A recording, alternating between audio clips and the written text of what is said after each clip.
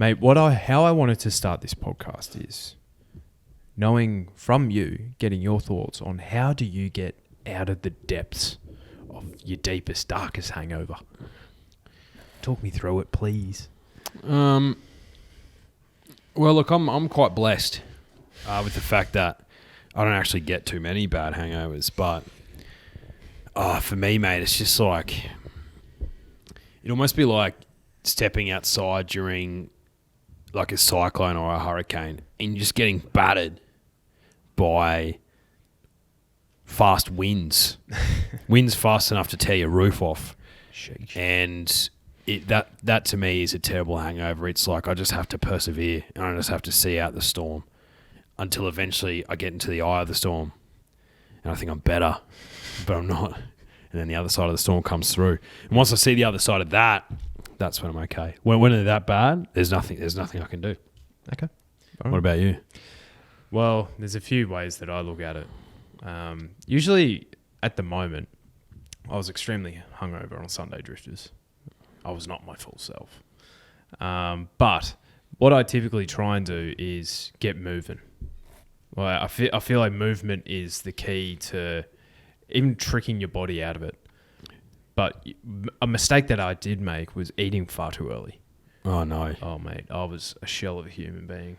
Did it just make you feel just gross and lethargic, or did it make you feel like throwing up? It's like, no, not throwing up. I'm not I'm not a hurler the day after. Yeah. But what I am is a real, if I eat too much, then I'm not doing anything type of operator. Yeah, you're just couch bound. I was couch bound. Macca's typically isn't my go-to, but it was breakfast time and my Lord and Saviour, Colonel Sanders, wasn't open yet. So the great man himself, the king of K-Fry, Colonel Sanders. Yeah, no, I feel ya. If I'm feeling a little bit slim dusty, yeah, a good greasy feed, but probably not until a bit later on in the day. Yeah, you've got to wait it out. Like, unfortunately, you have to pay the price for the decisions that you made the night before. You do. And the price is you're going to suffer in the morning. Like, imagine if there was no such thing as hangovers. Well, what I would also preface is this. Are you going to be a victim about it? Or are you going to be a hero and charge on? Find solutions. Exactly right. Be curious. Be curious. Be curious. If you need to find a solution, if you don't know where you're looking, be curious and find one. It's a price to pay for the fun that you have the night before. I'll ask you again. Imagine if there was no such thing as hangovers. Like, God forbid. God forbid. What if there was no such thing as fun? Imagine that. Imagine a situation where no one was allowed to have fun. Yeah, and you know what's not fun? Adelaide racing. Nah, to be honest, it's not a bad card this week. Not a bad card this week. So, but imagine where credit's due. Imagine if they don't have, or imagine if they didn't have, say, a 3 to 4 week carnival, just had a 2 week carnival, 2 back-to-back cards like this. Oh my goodness, be sensational stuff. Yeah, wowee. Who would have thought of that, mate? Turns out we are trial guys. I am the biggest trial guy in Australia. Can you believe what you saw? Hold on. The levels are getting high. The levels are high. Yeah. Look, I am mightily impressed with our girl, Mint Condition, who had her second trial, her third trial all up, but her second trial of the prep on Tuesday morning, Sunny Coast. Mate, she just blew them away. She needed to be against the bigger boys and girls, the open class, because she tore strips against the maiden 3-year-olds. She did. She actually jumped the gates well. Professional. Yeah. Professional, but she had no idea what she was doing when she was out in front. Once she hit the front with nothing to chase, ears were pricked, looking all over the spot. Yeah.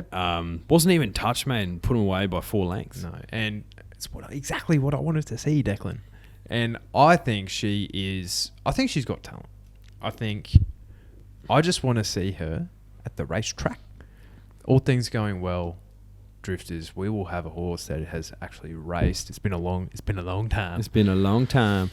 She has talent, and like, is she going to go out and win a Group 1 drifters? Yeah, like a stakes race or a listed race? Yes, we're not saying that. I am. You are. What I'm saying is that she looks to be a horse who can win a race, which a lot of horses don't. So check it out, Drifters, if you can, or if you even want to. Mint condition. I think she was the 14th trial on Tuesday at the Sunshine Coast. Won it with a leg in the air. Mate, let's get on, because there's a fair bit to actually talk about. There's a sensational card at the Sunshine Coast instead of the Gold Coast because they've ripped everything up there. Few races talked about at Gosford and, of course, the Morphettville card. So, race 7 is the Group 1 Robert Sangster Stakes, 1,200 metres for the fillies and mares. I think it's the only Group 1 for the fillies and mares over the sprinting distance. Did you have any firm opinions in the race at first glance? I actually did have a horse where I was like, well, that's my pony. But I've actually jumped off, which goes against the grain of first thought, best thought. One of my great mantras. Yeah, it is. And this was the horse that I was sort of keen on, if you're looking at the futures markets, if you're looking at prospective bets. And that's number 6, Passive Aggressive. I was like, okay, so first up, she's one of the few horses who've beat Giga Kick this prep in the Challenge Stakes Group 2. Fought off Eduardo. Giga Kick was charging home like a freight train. And if that wasn't a green light for the rest of the Autumn Carnival for Giga Kick, I don't know what was. I'm intrigued then. Over 1,000 metres. Then she has a fail in the TJ Smith Stakes. Fair enough. It's a TJ. 1,200 metres. Heavy dick. And that just wasn't suitable for her at all. Sure. The reason why I was initially really keen is because of that form. It reads well. And she's an untapped mare, I think. I'm wary that she's just a 1,000-metre horse. I'm a little bit wary. You look at her record and you're like, really, son?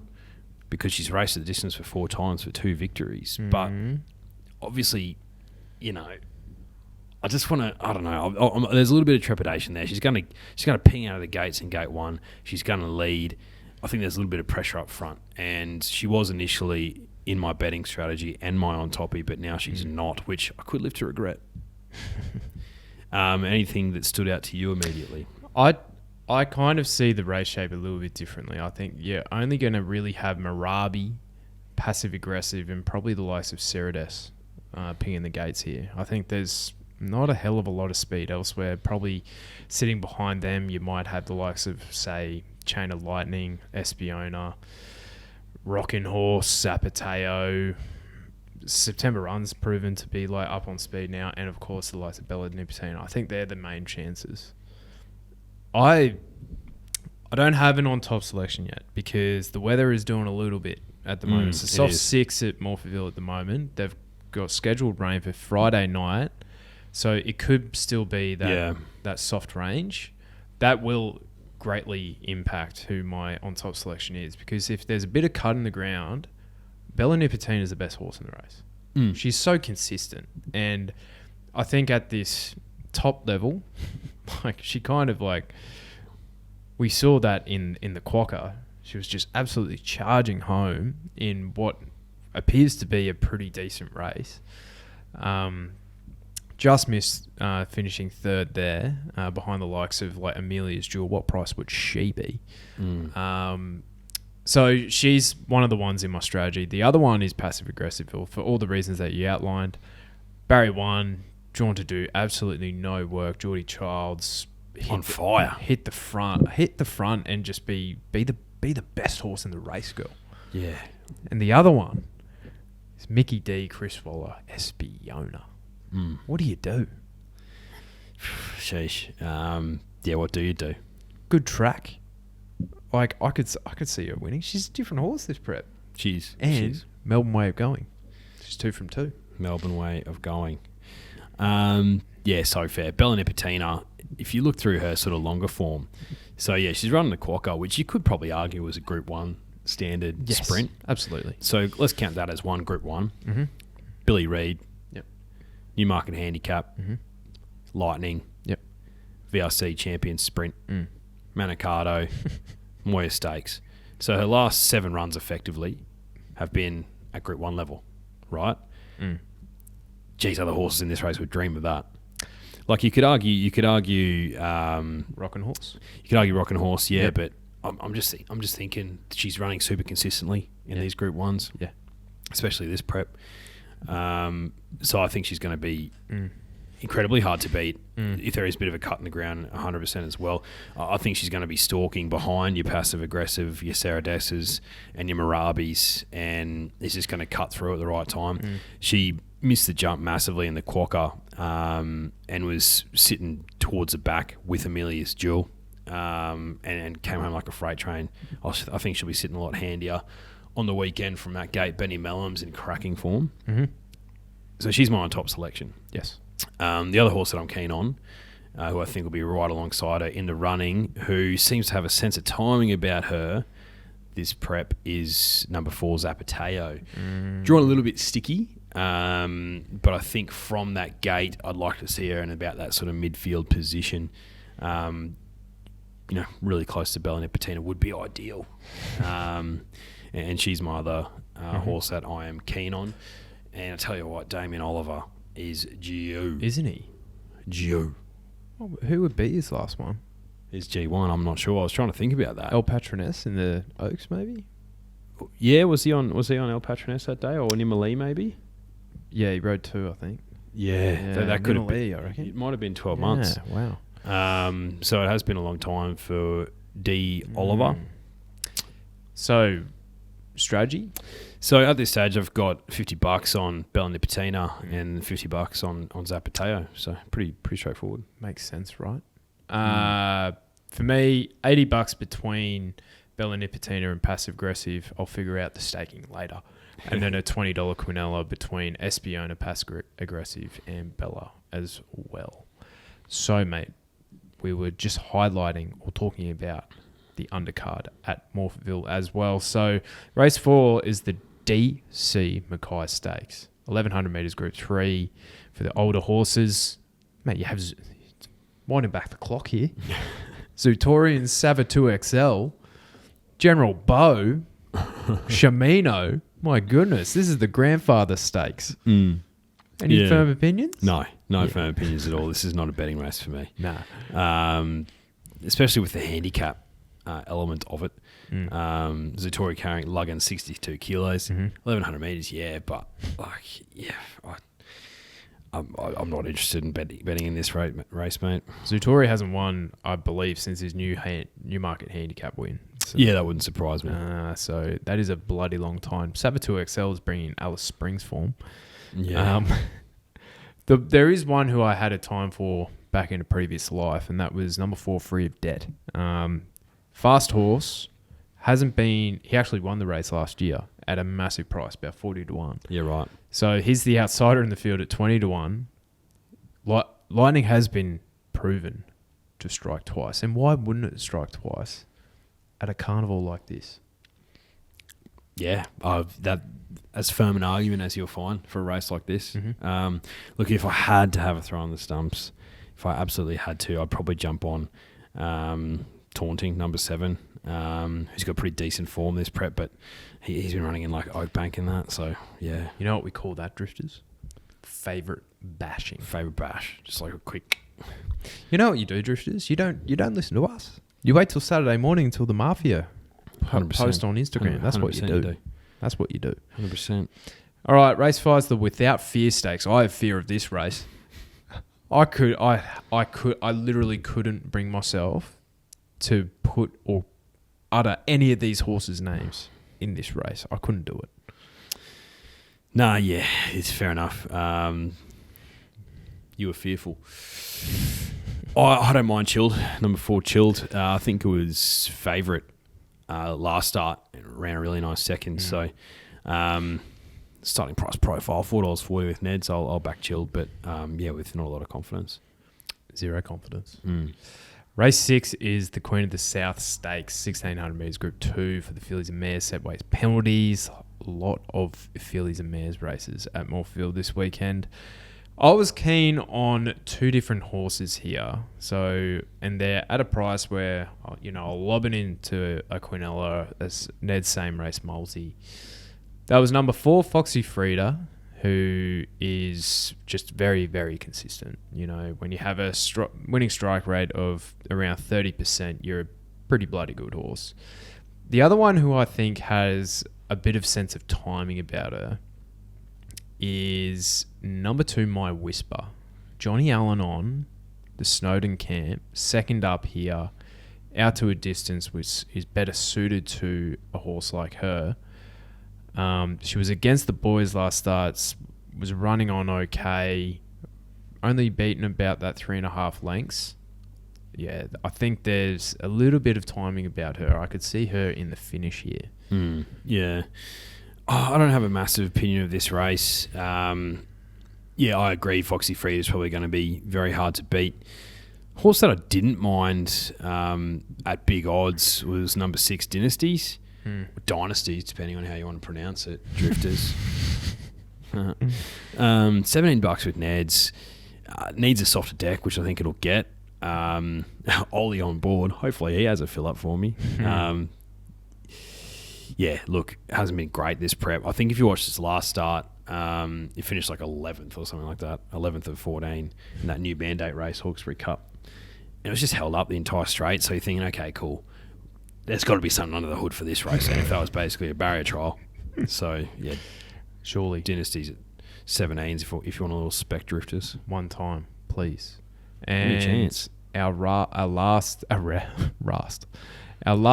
race that we're having a look at Morphettville is race 8, the Tobin Bronze Stakes. 1,200 metres Group 2 for the 3-year-olds. I didn't mind the look of number 5, Wee Nessie here. Finishing within a length of Aft Cabin. And the likes of Parasol, Lady Laguna, the start prior. Lady Laguna's Frank the Form. I think she can go out and be mighty hard to beat here. Mate, she'll ping the gates, that's for sure. Gate 1. Mm-hmm. Yeah, she was very hard to run down, wasn't she, by Aft Cabin? So, yeah, that's fair enough. I really like She Dances in this, the Moody thing. Favourite bashing, $3.70 with Neds. I really liked this last start win. Yeah, just sort of came out and led and kicked away. So, yeah, She Dances for me in this race, number 7. Mm-hmm. Love it. All right, Takeover Target Stakes at Gosford, race 7, 1,200 metres, listed race for 3-year-olds and up. Now, you have Joe Pride talking about think about it like it's going to win the Stradbroke earlier this prep. Resumes here. Stradbroke's, 6 weeks away or so?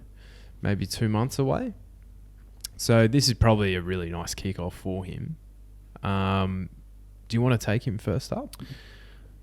I think, yeah, he's got the ability to put these away, like in the top weight, though. I want to see if Richard Freeman runs in this race. I want to see if Fashion Legend runs in this race. He's been dual accepted for a race in the Sunny Coast as well. Winnable race in the Sunny Coast. Yeah, winnable race in the Sunny Coast. So if he accepts here, I probably would be more inclined to have a bet on him at $7 with Neds with a lighter weight for a 3-year-old, as opposed to Think About It. But if he scratched from this race, I think About It is the logical next bet. But if old mate scratch, he'll probably start $250 or something like that, maybe a little bit shorter. So, do I want to dive into that price? Probably will, yeah. Lovely. I've been forgiving, but if you actually Shades of Rose, she hasn't done much this prep. Let's be honest, prep at all. But Group 1 Galaxy, Group 1 TJ Smith, and the Quokka, as we mentioned, back to that basically Group 1 race. Man, she was only beaten 2 lengths there. And she did have the run of the race. She looked like she loomed up like she was going to actually win the damn thing. But I'm happy to spec her at basically double the price of Think About It in a race like this, where she has a little bit of class about it, and this is back to listed level. I think her and Think About It, and fashion legend as well. They're the 3 class horses in the race. So they're the 3 winning chances. IMO. One race that we are going to talk about, because I have a couple that I'm keen on, is race 8, the Coast, 3 and 4-year-old quality. Now, I think there's 2 sensational bets in this race, and that is number 7, Pretty Amazing, dropping from the 1800 back to the 1600. This mare is absolutely flying at the moment. Just arrogant wins, her last 2. And you're getting $8 to find out. Kathy O'Hara in the saddle, which is great to see. 52 kilos, yum yum. And the other one is number 13, KOB. Now, just seemed to not really handle that heavy deck in the provincial championships during the championships at Randwick. But still finished 4th there. Spangler absolutely bashed them there. So they're $8 for both of them. I'm probably leaning towards Pretty Amazing being on top, because I think she's come back really, really smart this prep. I think she's better than whatever grade this is. Yeah, fair enough. What about your boy Wellwile? Nah. No, jumping off. He's done me. He's done you too many times. Yeah. Well, to be fair, I backed him once. And he nearly beat my guy, Tamer Lane. I don't mind Wellwile on this, to be honest. He's drawn super well. Don't you dare. I just want to see what the track's doing. I think it'll probably dry out a bit in Gosford. Yeah. But I don't mind Wellwile. I also don't mind Rosita, number 9, $17 with Neds, a couple of roughies. Again, though, he probably prefers a softer to heavy deck. Form around Hawaii 5-0, which is good form. Form around Kovalika, which is good form. I think she's going pretty well this prep, but yeah, depends on the sort of deck we're getting. But in the lightweight, $70 with Neds. Yeah. Well, one way to find out, am I right? Race 9 is the Gosford Gold Cup, 2,100 metres for listed level. Now, Diamil was a gutsy winner last start. They're offering up $4.60 for you to jump on. Does that interest you? No, I'm looking elsewhere. I'm looking down in the weights with number 11, Navajo Peak. Navajo. Yeah. $5.50 with Neds. Rachel King on board. I think he'll probably jump the gates. Drops a stack of weight from the last start. Yeah, look, not heaps of confidence, but thought it's been going pretty well this prep. So that's my horse in this race. The Gosford Cup. Yeah, the time-honoured Gosford Cup to you. A horse that ran extremely well in the time-honoured Hawkesbury Cup was number 3, Desert Icon. A lot of weight on his back, but one of the best jockeys to ever do it, Kieran McAvoy in the saddle. Jeez, I was watching him today. He absolutely butchered something. Oh, really? Oh, one of Sneezy Racing's horses. In the race that actually Sunlight's full brother won today. I can't remember his name. There you go. Sunlit. Yeah, it was terrible ride. Yeah, right. But back to Desert Icon. Second up here usually saves his best runs for that type of setup. Had 2 trials prior to his first up run, not doing much. Race day, far, far better. Out to a distance which actually probably suits him a little bit better. Like he's never won below the 1,800 metres, so 2,100 metres is right in his wheelhouse. Can handle it good, can handle it soft. So I think coming from barrier 5 at the $10, he is a sensational bet, Desert Icon, this weekend. He is my clear on top selection. Just on Kieran McAvoy. Had a quick look at his stats. Last 12 months, he's had 698 starts for a 7.9% winning strike rate and a 27.7% place strike rate for an ROI of negative 35%. I'd love to see what those stats are on a Saturday. We went through this, probably 6 weeks ago, in the depths of the championships. We saw him win the other week. It's like, who's riding that thing? And it was Kieran. I was like, you're kidding. That's kidding, his Kieran. First Saturday winner in probably about 3 months. But I'm going to find him. Trust me. Back me in. All right. Sunshine Coast, race 3, the Bracelet for the 3-year-old fillies. 1,800 metres listed race. Now, are you going back to the well here? I'm going back to the well. I thought she finished off well enough. Number 1, Wolverine, last start. Gets out to 1,800 metres here. Obviously draws the car park, of course. Don't mind that too much on the Sunny Coast track. I can't let it go around $5 with Neds and not have some. I just can't. Mm-hmm. I can't. I know I said last time I would, but I can't. What about you, mate? What are you reckoning? Mate, I didn't mind the look of number 3 Renaissance Woman here for Bjorn Baker. Form around the likes of Valentia, Magic Time, who I clearly have a big opinion of. 1,400 metres that day, not suited, not her distance. She needs further. She was running in Oaks and the like at the end of last prep. Super trial, really, really good trial. Second up here, suits her out to the 1,800. Yeah, I think she's a nice bet at the $6 for mine. Race 4 is your Ken Russell Memorial 2-year-old contest. Group 3, 1,200 metres. I'm going to kick these things off that I'm not having a bet in the race, but my on-top selection, for the purposes of having one, is number 18, Red Defcon. Now, why would that be? Well, the most famous sire going around in Queensland at the moment is Defcon, and he's got probably the most promising filly in Queensland running around in trials at the moment called Mint Condition. So, yeah, look, for those purposes, I'd love to see Red Defcon win. Would love it. With Croppy, actually. He's a mate of Dad's. There you go. But I actually do have a bet in this race, and that's number 7, Namesake. Mm-hmm. So one, it's maiden, first start, Warwick Farm, beating Methusalem, or Matthew-Salem, I think they might actually pronounce it that way. Sheesh. Which is a type of rum.